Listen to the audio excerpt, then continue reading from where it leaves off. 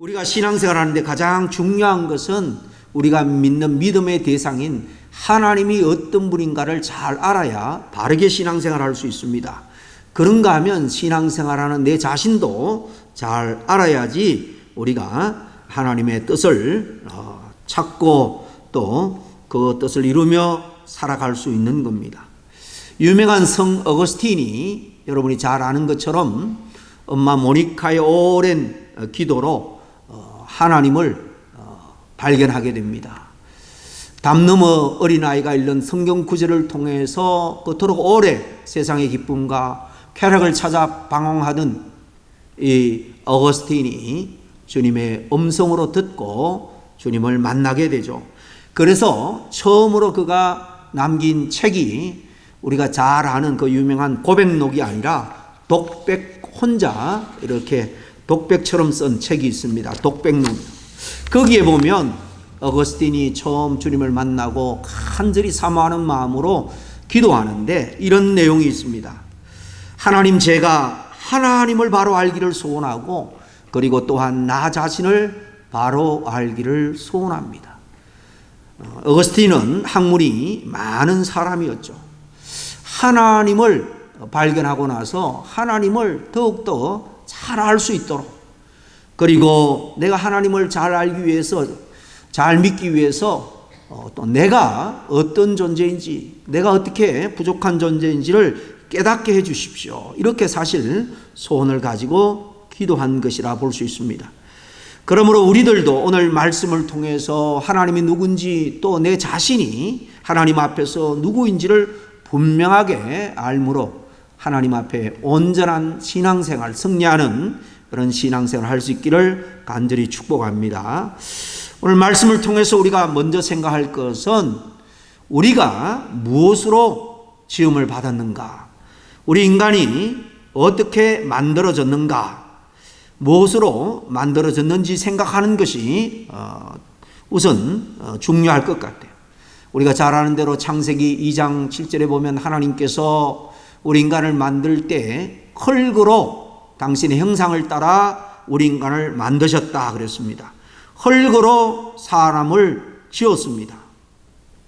그리고 오늘 성경 말씀에 보면은 그 흙이 토기장의 손에 들려진 것처럼 토기장의 손에서 이리저리 만져지고 또 조정이 되어서 귀한 그런 그릇으로 탄생하는 것처럼 이렇게 하나님은 정교한 기술자, 바로 토기장이로 비유를 하고 있습니다.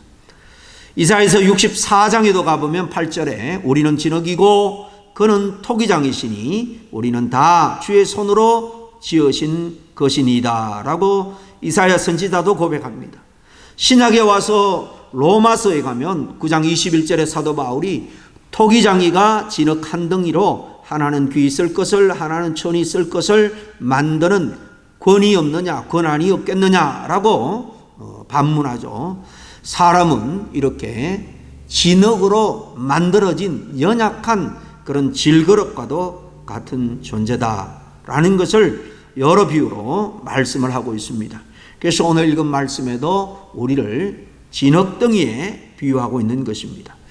그런데 진흙은 진흙인데 어떤 진흙인가? 길가에 그냥 발로 채이는 그런 진흙이 아니라 하나님의 손에 들려진 진흙이라는 사실입니다.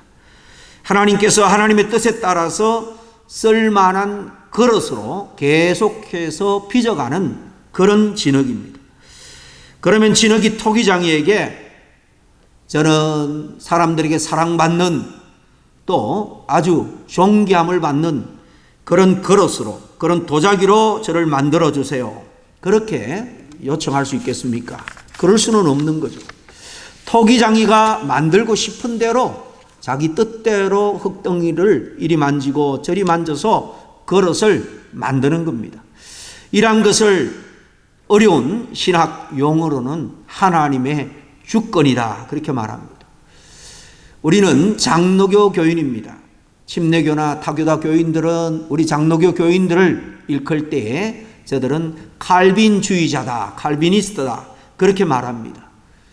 타락한 구교 가톨릭에서 종교개혁을 한 이 루터와 칼빈이 성경 말씀에서 새롭게 발견한 것은 하나님의 주권입니다. 그래서 우리 장로교 신자들은 무엇보다도 하나님의 말씀 가운데 하나님이 주권을 가지고 우리를 만들었고 이 세상과 우리 인생을 주관하시고 통치하신다 하는 이 사실을 가장 기본적으로 믿고 그 위에서 우리의 신앙을 키워 나가는 것입니다. 진흙이 원하는 대로 만들어지는 것이 아니라 토기장이의 뜻대로 만들어지는 거죠. 다시 말해서 진흙이 무엇으로 만들어질지 그 결정권은 진흙 자체에 있는 것이 아니라 진흙을 손에 쥐고 있는 토기장에게 있다는 말씀입니다. 근데 여러분들은 주로 어떻게 기도합니까? 하나님, 나를 좀 이렇게 빚어주세요. 나의 삶의 형편을 이렇게 좀 개선해 주세요. 저렇게 좀 만들어주세요. 우리가 하나님 앞에 일방적으로 이렇게 요구하는 기도를 할 때가 많죠. 그러나 하나님의 손에 들린 진흙에 불과하다. 하나님은 나를 당신의 뜻대로 만들어 가시는 주권자다, 토기장이다 하는 사실을 우리가 온전히 알 때에 우리는 무엇을 어떻게 기도해야 되는지, 바른 기도가 뭔지를 알 수가 있게 되는 것입니다.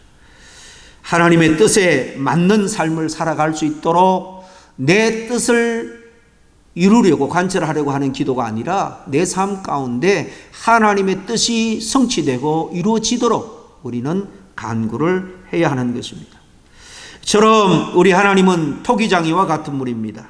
그래서 오늘 6절 상반절에 보면 이 토기장이 하는 것 같이 내가 너에게 행하지 못하겠느냐, 그렇게 말씀하고 있습니다. 이처럼 우리 한 사람 한 사람을 하나님께서는 선하고 온전한 그 뜻을 따라서 쓸모없는 그릇이 아니라 정말 귀히 쓰임받는 그릇으로 만들어 가시는 토기장이와 같다라는 사실입니다.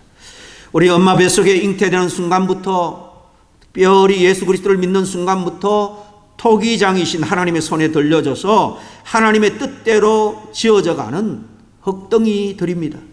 어떤 사람은 태어나는 순간부터 믿음의 가정에 태어나서 일찍이 귀한 그릇으로 그렇게 빚어지고 있습니다.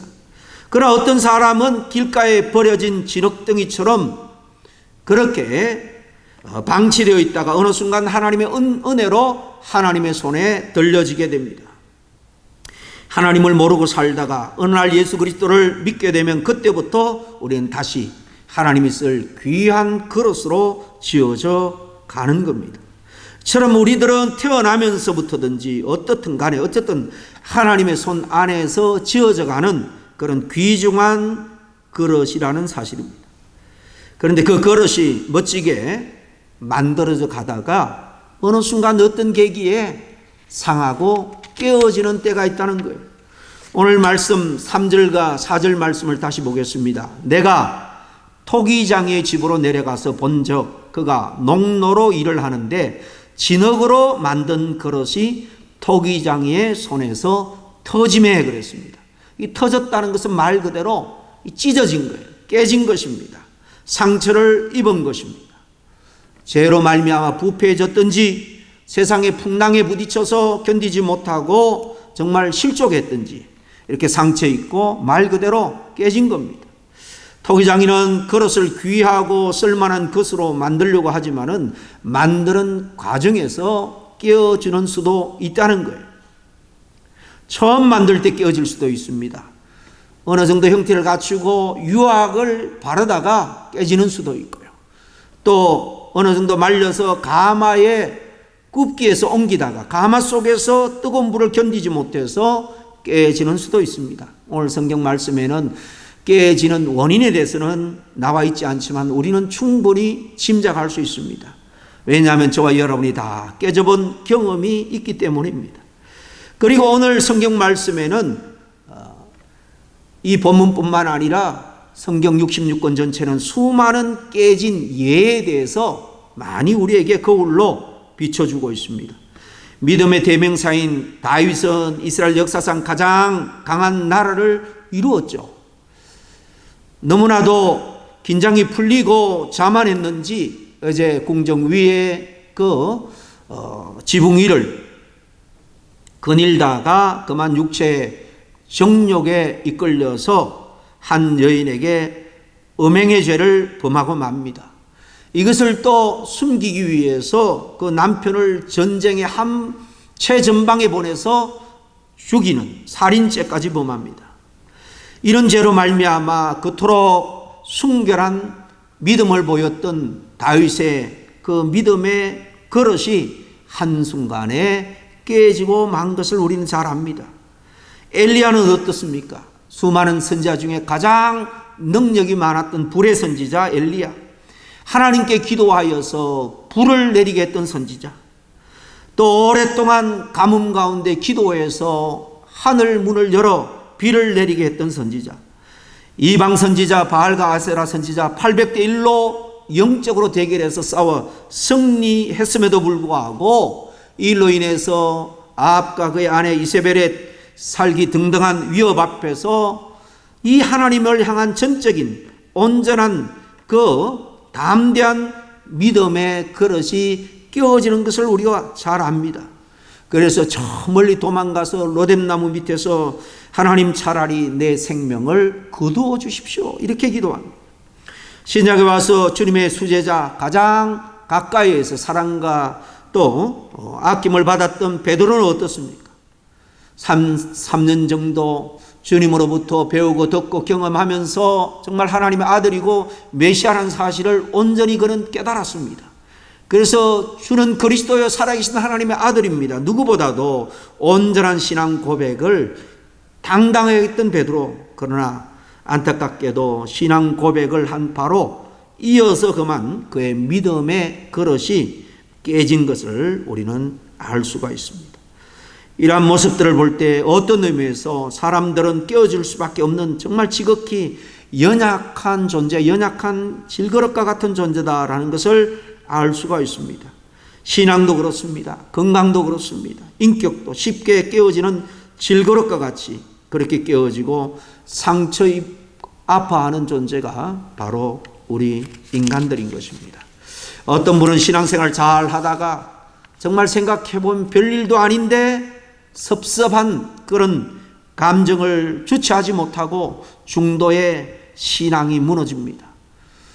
주일날 교회에 나오는 것을 띄엄띄엄 하다가 나중에는 예배 생활도 포기합니다. 하나님을 잘 섬기던 섬김의 손길도 거두고는 나중에 믿음까지도 포기하는 경우도 종종 봅니다. 그러나 여러분, 사람은 이렇게 깨어지고 말 존재가 아니라는 사실이에요. 한번 실수했다고 아주 넘어지는 존재가 아니라 정말 한번 병에 걸렸다고 해서 아주 쓰러지고 마는 그런 존재가 아닙니다. 하나님의 손에 들려진 연약한 질그릇이지만 하나님의 손에 들려지기만 하면 하나님은 끝내 사망 권세도 깨트려 영원한 부활의 은혜와 능력을 있게 합니다. 그리스도인에게서 세상이 두렵지 않고 세상과 비교하지 않고 늘 하늘의 평강을 누리며 감사하며 당당히 살아갈 수 있는 그 능력이 어디에서 나오느냐? 우리에게는 죽음을 초월한 부활의 영광을 우리는 약속받고 그것을 굳게 붙들고 살아가기 때문입니다. 제가 여러 번 말씀드렸습니다마는 많은 성도들의 죽음을 제가 목도하고 또 수많은 장례도 사실 치렀습니다. 그런데 믿음이 있는 사람의 죽음과 정말 믿음이 없는 사람의 죽음이 확연히 그 죽음에 임박할 때 마지막 순간에 죽음을 어떻게 대하느냐 분명히 다르다는 것을 수없이 봤습니다. 믿음을 안에서 신앙생활을 잘했던 사람은요, 죽음까지도 오히려 환영합니다. 왜? 죽음이라는 이 통로를 지나서 이제 세상의 고난과 역경을 다 내려놓고 하나님의 품에서 영원한 복락의 삶을 누릴 것을 믿기 때문입니다. 그러나 정말 믿음이 없는 사람은 죽음 앞에서 두려움이 가득합니다. 하나님 앞에 설 정말 믿음의 용기가 없기 때문에 그렇습니다. 아무리 우리가 살아가면서 깨질 때도 있고 아파할 때도 있지만은 우리는 그것으로 끝날 존재가 아닙니다. 오늘 4절 말씀을 다시 보겠습니다. 진흙으로 만든 그릇이 토기장의 손에서 터짐에 그가 그것으로 자기의 의견에 좋은 대로 다른 그릇을 만들더라 그랬습니다. 오늘 예배 전에 우리가 욥기 책을 우리 통독 공부반에서 공부했습니다마는 욥은 수많은 고난을 받았습니다. 그러나 고난을 겪고 나서 보니까 고난을 통해서 더욱더 진실한 믿음의 소유자로 하나님 앞에 인정을 받고 배나 주님께서 축복하며 회복해주는 해피엔딩의 결과를 바라볼 때에 우리가 이 땅에서 당하는 고난이 그 고난 자체가 하나님께서 목적으로 우리에게 허락하는 것이 아니고 고난의 과정을 통해서 더욱 정결한 순수한 믿음의 소유자 순금으로 저희들을 재련하기 위해서 주신다는 사실이에요. 절대 주권자이신 하나님이 살아계시고 내가 주님의 손에 들려져 있는 믿음의 삶을 살아가고 있다는 것을 분명하게 믿고 확신하며 살아가는 사람은 오늘 내가 당하는 고난과 시련 앞에서 결코 좌절하거나 낭망할 수 없습니다. 다른 더 귀한 그릇을 하나님은 당신의 선한 뜻대로 만들 수 있는 분이기 때문에 그렇습니다. 질그릇이 만들어진 과정에서 비록 깨어질 수는 있지만 그렇다고 그것이 끝이 아니라는 사실을 우리는 항상 기억해야 됩니다. 왜입니까? 토기장이 되신 하나님께서 우리를 다시 회복시키시고 깨어진 우리 인격 신앙 건강을 통해서 더욱더 온전한 하나님의 사람으로 빚어가기 때문입니다. 그래서 하나님께서는 다윗이 간음과 살인죄로 그의 삶이 산산이 조각났을 때 그를 버리지 않고 다시 회복할 회개의 기회를 허락해 주시죠. 그래서 다윗은 자신의 모든 죄를 낱낱이 회개하고 다시 아름답고 귀한 그릇으로 회복됩니다. 이 땅에서 하나님의 귀한 성전을 짓는데 솔로몬 아들이 지었지만은 그 성전을 위해서 사실 다윗이 모든 것을 다 헌신하며 준비했습니다. 지금도 이스라엘은 다윗과 같은 그런 왕을 기대하고 있습니다. 깨어지고 부서진 다윗을 하나님께서 다시 새롭게 만들어 주신 것입니다. 엘리야도 베드로도 마찬가지죠. 그리고 이 하나님께서 오늘 우리에게도 찾아오셔서 깨지고 상처난 상황에서 좌절하고 낭망하고 있을지라도 다시 믿음을 회복시켜 주시고 겸손하게 엎드리게 하셔서 주님의 은혜를 입어 회복시켜 주시는 것입니다. 여러분, 사람은 누구든지 그가 비록 철저한 믿음의 소유자라 할지라도 온전한 신앙인은 없습니다. 쉽게 깨어질 수 있는 연약한 질그릇들입니다. 그러나 깨어졌다고 우리가 완전 실망하거나 절망할 필요가 없는 것은 우리가 언제든지 겸손하게 엎드려 회개하기만 하면, 주님께 돌아가기만 하면 다시 회복시켜 주시는 하나님께서 저와 여러분을 지금도 불꽃 같은 눈으로 지켜보고 있기 때문입니다. 여러분, 교회를 박해하고 성도들 잡아 죽이려던 산산조각난 질그릇과 같은 바울조차도 부활의 주님을 만났을 때 그는 다시 귀하게 쓰임받는 그릇으로 재창조된 것을 압니다.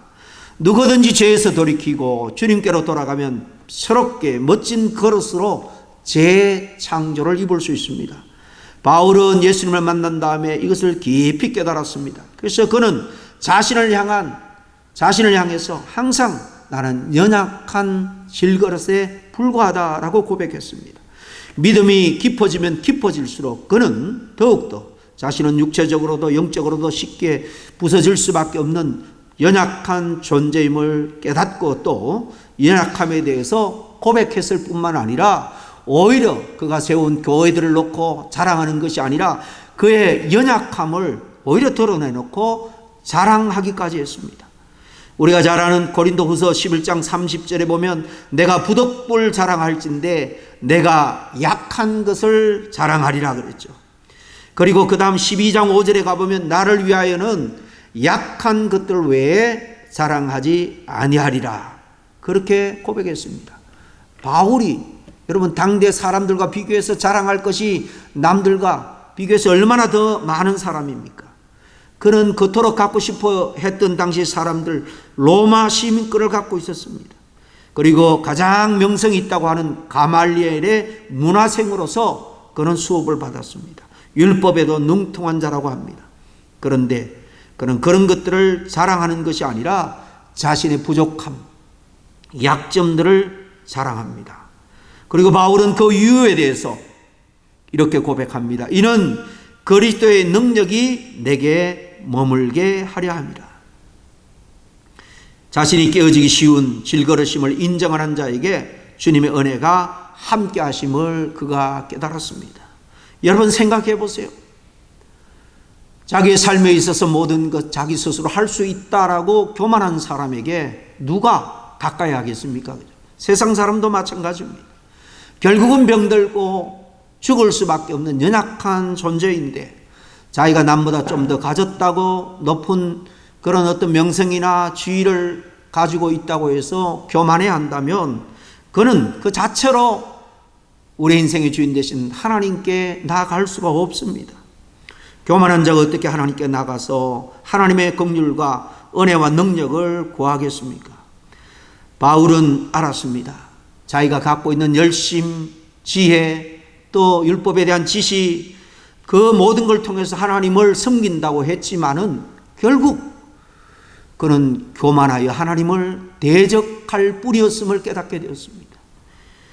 그리고 주님을 만났을 때 납작 엎드립니다. 겸손해집니다. 연약함 가운데 하나님이 도우시고 은혜를 주시고 능력을 주셔서 가는 곳마다 교회를 개척하는데 활로를 열어주시고 돕는 동력자도 붙여준 것을 알았습니다.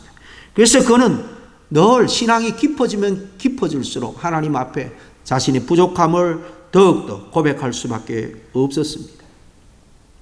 마지막에는 저는 죄인 중에 괴수입니다. 그렇게까지 낮아지죠. 여러분, 유대인들이, 이스라엘 백성들이 이 에레미야 선지자의 눈물 어린 이 호소에도 불구하고 끝까지 자기 죄를 회개하지 않고 계속해서 악한 삶을 살다가 민족적으로 어떤 운명에 취해집니까? 바로 바벨론의 손에 의해서 그 나라는 다 회파되고 멸망하게 됩니다. 자신들의 죄에 대한 연약함을 인정하지 않았기 때문입니다. 자신들이 얼마나 죄 유혹에 약한지, 그래서 얼마나 쉽게 죄에 물드는지 깨닫지 못했기 때문에 그들은 계속해서 죄를 사랑하고 죄에 깊이 빠져들었습니다. 죄에 대해서 수많은 선지자들을 하나님이 보내서 책망하고 또 바른 길로 돌아오라고 외쳤지만은 그들은 계속 하나님의 길이 아니라 자기 욕망의 기쁨의 길을 계속 추구하다가 결국 멸망당하고 만 겁니다. 그러나 사도 바울은 예수님을 만난 다음에 귀한 영적인 원리를 깨닫게 됩니다. 죄에 빠지기 쉬운 자신을 죄로부터 지키는 방법은 오직 자신의 연약함을 인정하고 내 안에 그리스도의 능력이 머물게 하는 것밖에는 없다는 것을 그는 깨닫게 됩니다. 그래서 그의 삶을 보배를 담은 질그릇에 비유하죠. 고린도후서 4장 7절 말씀을 제가 읽어드립니다. 우리가 이 보배를 질그릇에 가졌으니 이는 심히 큰 능력은 하나님께 있고 우리에게 있지 아니함을 알게 하려 함이라. 여러분, 그가 고백하는 이 보배가 뭘까요? 세상 사람들이 그토록 추구하고 얻기를 누리기를 원했던 부일까요? 명예일까요? 권세일까요? 아닙니다. 세상적인 그런 보배가 아니라 예수 그리스도를 믿음으로 말미암아 얻게 되는 바로 거듭난 생명이요 예수 그리스도의 새 생명입니다. 그러므로 이 말씀은 우리가 예수님의 생명을 우리 안에 가졌으니 이런 뜻으로 받아들일 수 있는 것입니다. 그리고 이어지는 말씀에서 바울은 이 생명을 가진 자가 또한 어떤 능력을 갖고 살아갈 수 있는지 계속해서 8절 이하 10절에 이렇게 말합니다. 우리가 사방으로 우겨쌈을 당하여도 쌓이지 아니하며 답답한 일을 당하여도 낙심하지 아니하며 박해를 받아도 버림받지 아니하며 거꾸로 뜨림을 당하여도 망하지 아니하고 우리가 항상 예수의 죽음을 몸에 짊어짐은 예수의 생명이 또한 우리 몸에 나타나게 하려 함이라. 우리가 예수님을 믿음으로 예수의 생명을 담은 질그릇이 되면 사방으로 우겨쌈을 당하여도, 답답한 일을 당하여도, 심지어 박해를 받아도 두렵지 않게 된다는 것입니다. 아무것도, 이 세상의 그 어떤 것도 우리를 넘어뜨릴 수가 없다는 겁니다. 우리 안에 생명의 권한 대신 예수님을 모시고 있기 때문입니다. 아무것도 염려할 필요가 없다는 것입니다. 죽어도 영생이기 때문입니다. 여러분 어떻습니까? 사도 바울이 가졌던 이 보배를 정말 보배로 여기고 정말 내 가슴 깊이 간직하고 있습니까? 그렇다면 예수님의 생명의 심히 큰 은혜와 능력이 우리의 삶으로 나타날 것입니다. 환경을 초월해서 내가 당면한 현실의 문제를 뛰어넘어서 우리 이 땅에서 하늘의 평강을 누릴 수 있고 감사와 기쁨의 삶을 살 수 있는 것입니다. 여러분, 우리는 질그릇같이 정말 약하고 깨지기 쉬운 존재입니다. 그러나 우리 안에 예수님의 생명이 있기 때문에 하나님은 우리를 정말 귀하고 보배로운 그런 존재로 우리를 늘 붙드시고 지키시고 보호해 주신다는 사실을 믿을 수 있기를 바랍니다. 우리 자체가 귀해서가 아닙니다. 우리가 무슨 귀하게 여김을 받을 그런 귀한 일을 우리가 많이 해서도 아닙니다. 믿는 믿음 안에 우리 안에 예수 그리스도가 있고 예수 그리스도의 생명이 있기에 그것 때문에 하나님 앞에 저와 여러분은 세상과 바꿀 수 없는 귀한 존재가 된 겁니다. 예수 생명을 가진 자는 죽음조차도 두려워할 것이 없는 것은 우리에게 약속된 영생 복락이 약속이 되어 있기 때문입니다. 우린 다 진흙입니다. 질그릇입니다. 참 연약한 존재입니다. 그러나 그냥 내팽개진 그런 연약한 존재, 흙덩이가 아니라 하나님 손 안에 있는 질그릇이에요. 계속해서 하나님은 깨진 부분을 메꿔하시고 새롭게 더욱더 강화하시고 아름답게 우리를 빚어 가시는 줄로 믿습니다.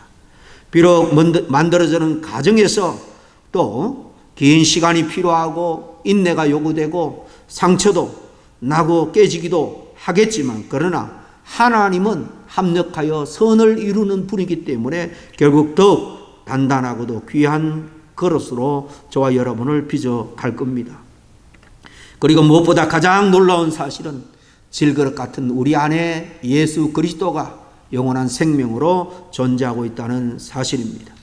그러므로 세상도 사탄도 어떤 세상의 환난도 예수 그리스도의 생명을 통해서 넘치는 은혜와 능력 가운데 살아가는 저와 여러분을 결코 무너뜨릴 수가 없는 것입니다. 하나님의 손 안에서 더욱더 이렇게 아름답고 귀하게 만들어져가는 그런 하나님의 귀한 질그릇이 될 수 있기를 주의 이름으로 간절히 축원합니다. 함께 기도하겠습니다. 하나님 아버지, 참으로 감사와 찬양을 드립니다. 세상에 많은 사람들은 살아가면서 자기 세상을 살아가는 것처럼 살아가는 삶의 현장이 다 자기 것처럼 때로 교만하게 살아갈 때가 얼마나 많은지 모릅니다.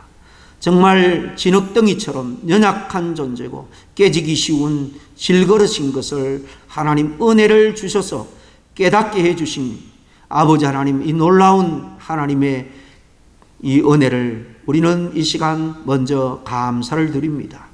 우리 자신이 어떤 존재인가를 알고 또 내가 믿는 하나님이 어떤 분인가를 다시 알고 믿음으로 말미암아 절대적인 그런 신뢰와 사랑으로 하나님께 우리의 남은 여생을 다 맡길 수 있습니다. 주님의 손에 들여진 질그릇 하나님께서 만지시고 또 새롭게 주님께서 연단하셔서 하나님 보시기에 귀한 그릇, 정말 하나님 앞에 섰을 때에 정말 칭찬받는 그런 그릇으로 재탄생할 수 있도록 저희들 계속해서 빚어 주시옵소서. 하나님께 우리 자신의 남은 생을 올려드리옵고 우리 주 예수 그리스도의 이름으로 기도하옵나이다.